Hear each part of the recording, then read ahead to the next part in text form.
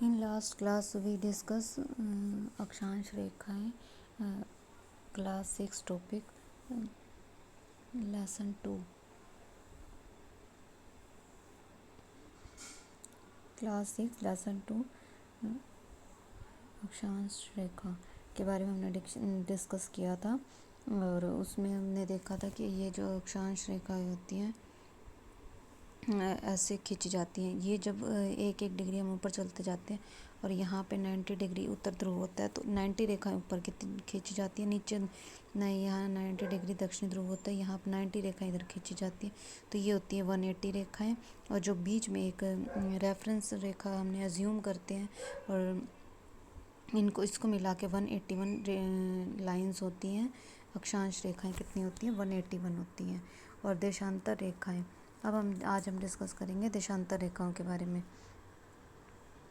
देशांतर रेखाएं जब हम ड्रॉ करते हैं तो 180 डिग्री इधर और 180 डिग्री पश्चिम और 180 डिग्री पूर्व इधर 360 डिग्री का एक बनता है। इसमें जब हम लाइनें ड्रॉ करते हैं तो 360 लाइन्स आती हैं और इसे देशांतर रेखाओं को इसे अंतर्राष्ट्रीय तिथि रेखा भी कहा जाता है। जब ऐसे हम लाइनें ड्रॉ करते हैं तो 180 लाइन्स इधर आती हैं, 180 लाइन इधर आती हैं, बीच में जो एक लाइन होती है इसे 180 डिग्री पश्चिम और 180 डिग्री पूर्व। जब हम ऐसे राउंड करके जाते हैं तो इधर 180 डिग्री पश्चिम और 180 डिग्री पूर्व का जो बीच का मिड पॉइंट होता है इसे अंतर्राष्ट्रीय तिथि रेखा कहा जाता है। ये एक ही लाइन पे मीट करते हैं, 180 डिग्री पश्चिम और 180 डिग्री पश्चिम और 180 डिग्री पूर्व। ये सिर्फ एक ही लाइन पे मीट करते हैं, इसलिए इसे अंतर्राष्ट्रीय तिथि रेखा कहा जाता है। 0 डिग्री देशांतर यूरोप के एक यूके में एक लंदन शहर है, उसमें एक ग्रीनविच इंटरनेशनल लैब है। वहाँ से 0 डिग्री देशांतर को एज्यूम किया जाता है। जैसे कि अब यहाँ पे सन है, अब पृथ्वी है, इसे हम पृथ्वी एज्यूम करते हैं, अर्थ एज्यूम किया हुआ है हमने। अब हम जब सूर्य के सामने जब सूर्य की किरण, यहाँ सूर्य है, देखो यहाँ सूर्य की किरणें जब इस पृथ्वी पर पड़ती हैं तो यहाँ पे पड़ती हैं तो दिन होता है और यहाँ सूर्य की किरणें जब सामने पड़ती हैं तो वहाँ दिन होता है और उसके बैक साइड में रात होती है।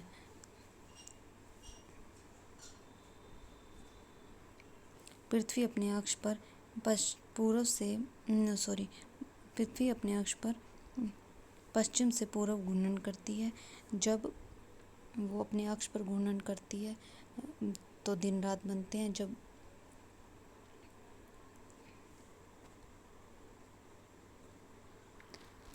पृथ्वी जब सूर्य के चारों ओर घूर्णन करती है तो उससे ऋतुएं बनती हैं, जिसे परिक्रमण काल कहते हैं।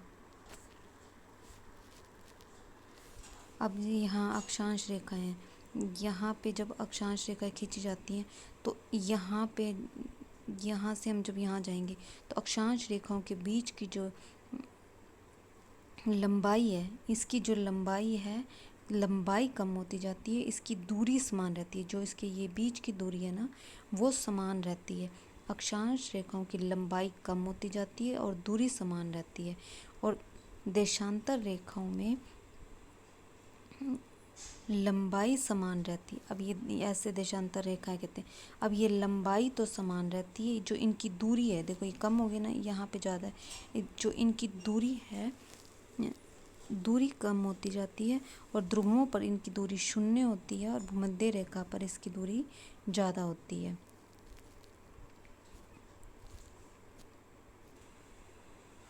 ये क्वेश्चन भी अक्सर एग्ज़ाम में पूछा जाता है कि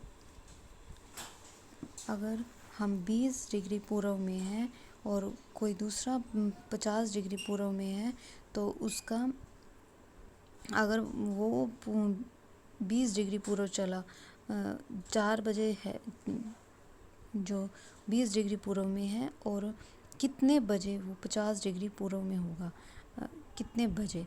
तो 20 डिग्री और 50 डिग्री है, इसका डिफरेंस निकाल लेंगे 30 डिग्री।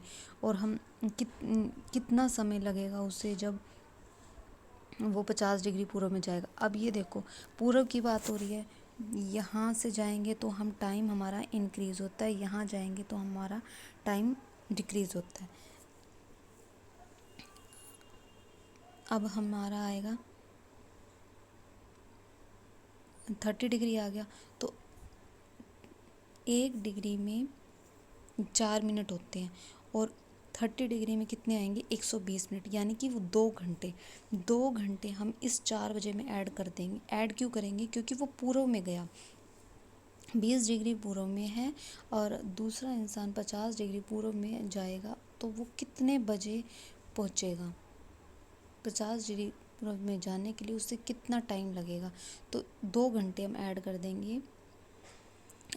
पूर्व की बात हो रही है तो हम ऐड करेंगे, अगर पश्चिम की बात हो रही होती तो हम सब्ट्रैक्ट करते। अब 4 में 2 ऐड कर देंगे तो 6 आ जाएगा, 6 बजे वो 50 डिग्री पूर्व में होगा। अब ये यहाँ से 1 डिग्री की वैल्यू 4 मिनट कैसे आई। अब 24 घंटे में क्या करती है जो पृथ्वी है, 24 घंटे में 360 डिग्री में एक चक्कर लगाती है। 24 घंटे में 360 डिग्री का एक चक्कर लगाती है।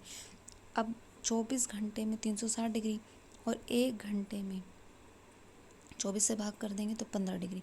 1 घंटे में 15 डिग्री चलती है और 1 घंटे की वैल्यू किसके बराबर होती है, 60 मिनट के बराबर। 60 मिनट में 15 डिग्री चला जाता है। अब 15 को इधर ले आएंगे। 1 डिग्री का चक्कर लगाने के लिए हमें 4 मिनट का समय लगता है। यहाँ से आपका वैल्यू आई थी 4 मिनट। अब ये देखो यहाँ पे जब हम अक्षांश रेखा खींचते हैं, ये हमारी पृथ्वी है, ये हमारी भूमध्य रेखा, ये हमारी कर्क रेखा है। यहाँ पे 0 डिग्री देशांतर है, यहाँ पे हमारा भारत है। अब भारत देखो यहाँ ये कहाँ पे है, 0 डिग्री देशांतर के पूर्व में है। तो यहाँ ये ज्यूम करेंगे 97 डिग्री 25 सेकंड पूर्व में। और ये देखो 0 डिग्री देशांतर के हमारे पूर्व में है, तो यानी कि ये जो हमारा भारत, ये हमारा जो भारत है कहाँ पे है, पूर्व में। ये भी क्या आएगा, 68 डिग्री 7 मिनट पूर्व में, 68 डिग्री 7 मिनट पूर्व में, 97 डिग्री 25 सेकंड पूर्व में। अब ये देखो हमारा जो भारत है ये उत्तरी गोलार्ध में, ये हमारी कर्क रेखा है, ये हमारी भूमध्य रेखा है, ये हमारी भूमध्य रेखा है, ये हमारी कर्क रेखा है। जो हमारा भारत है वो एक उसके ऊपर से उसके मध्य से कर्क रेखा गुजरती है। हमारे भारत के मध्य से कर्क रेखा गुजरती है। देखो यहाँ कर्क रेखा ड्रॉ करी हुई है, हमारे भारत के मध्य से कर्क रेखा गुजरती है। अब ये देखो हमारा भारत ऊपर क्या होता है, उत्तरी गोलार्ध, नीचे होता है दक्षिणी गोलार्ध। हमारा भारत कहाँ पे है, उत्तरी गोलार्ध में है। तो ये क्या होएगा, 37 डिग्री 6 मिनट उत्तर और ये आएगा 8 डिग्री 4 सेकंड, 8 डिग्री 4 सेकंड उत्तरी देशांतर। ठीक है।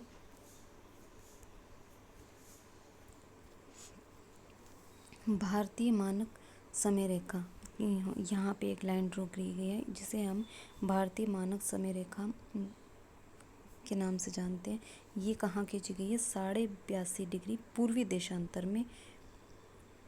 ये कहाँ से निकलती है, प्रयागराज, एक भारत के प्रयागराज के नैनी, अब इलाहाबाद पहले कहते थे, अब नैनी कहते हैं, नैनी से, नैनी की भी मिर्ज़ापुर से निकलती है। ये पूर्वी देशांतर कहाँ पे ड्रॉ की गई है, कहाँ से निकलती है, किसे माना गया है। भारतीय मानक समय रेखा में जो लाइन ड्रॉ किया गया है वो कहाँ पे पड़ती है, वो प्रयागराज के नैनी में। और नैनी को पहले इलाहाबाद कहते थे और अब नैनी की जगह भी मिर्ज़ापुर कहा जाता है। ये टाइम जो होता है भारत का मानक समय है वो ग्रीनविच के 0 डिग्री देशांतर से भी 5.5 घंटे आगे है। 0 डिग्री देशांतर से 5.5 घंटा आगे है। अब ये देखो पृथ्वी की गतियाँ, ये लेसन 3 है, लेसन 3 है क्लास 6 का। और इसमें क्या कहा गया है कि पृथ्वी अपने अक्ष पर घूर्णन करती है और उससे दिन रात बनते हैं।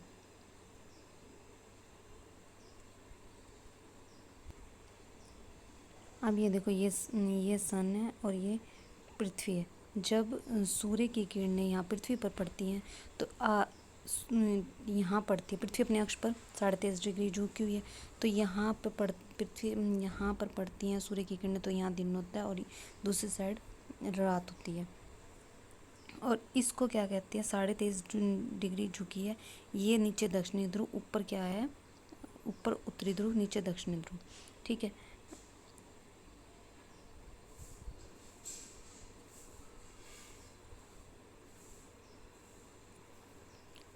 और ध्रुवीय क्षेत्रों में क्या होता है, 6 महीने दिन होता है और 6 महीने की रात होती है। यानी कि देखो अब यहाँ पे ये है, यहाँ पे होगा 6 महीने दिन, ये है हमारा दक्षिणी ध्रुव और यहाँ है हमारा उत्तरी ध्रुव। ठीक है। यहाँ रात होएगी, ये है दक्षिणी ध्रुव, यहाँ हमारा दिन होएगा।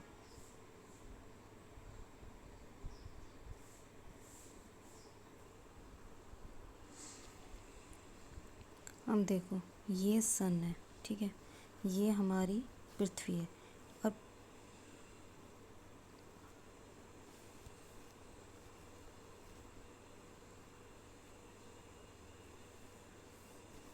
और ये पृथ्वी हमारी इस अपने ये सूर्य की किरणें यहाँ पड़ रही हैं।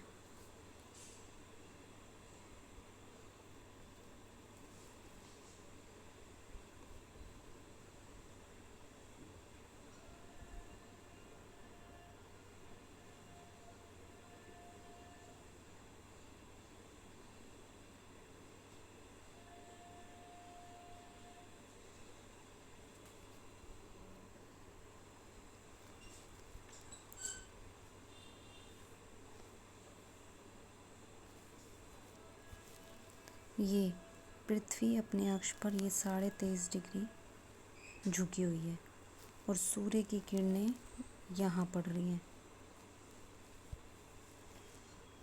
सूर्य की किरणें यहाँ पड़ रही, यहाँ पे ये है उत्तरी ध्रुव, ये है दक्षिणी ध्रुव, अपने अक्ष पर 23.5 डिग्री झुकी हुई है। सूर्य की किरणें यहाँ पड़ रही हैं, तो यहाँ पे दिन होगा, यहाँ पे रात होएगी।